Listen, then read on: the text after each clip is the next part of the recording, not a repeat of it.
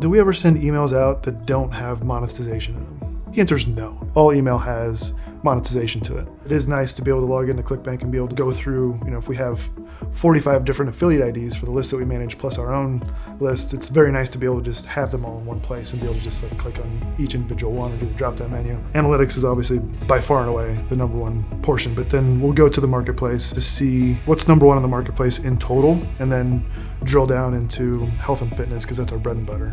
As an email marketer, having that access to the marketplace benefits us because it allows us to see what's working. Some of the things that are high up on the marketplace don't necessarily work on email. They're just geared towards Facebook, for example, which doesn't always mean they're going to work on email, but at least I can see it and be like, oh, that's an attractive looking offer. Oh, I know who this person is. I'm going to reach out to them and get their best creatives and test it out.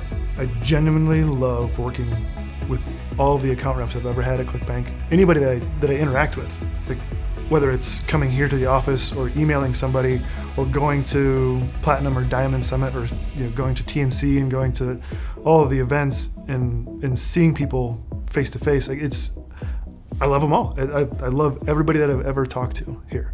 It's so easy to work with. It's honestly just the people.